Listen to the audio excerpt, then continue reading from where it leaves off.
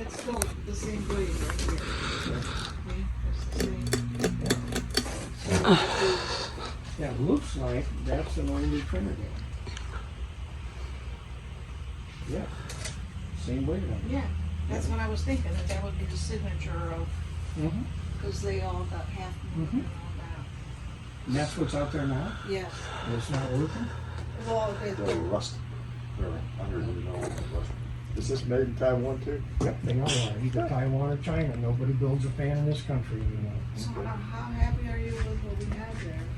Just show them the rod that it comes with. Oh, it had a 5-inch down. Cover. I don't know which. They come out standard with a 6. 6 is good. It's, they call it a 6. It looks pretty much like what you're holding. Yeah, I actually measured this 5. That's a little bigger. It's bigger. Yeah. Well, This is what comes with it. What Okay, did you that say, is our it ceiling screwed on was? one end? Yeah. This one doesn't. This one isn't screwed. Right now, it's the bottom of the fan is 9 feet 2 inches or something like that. I see.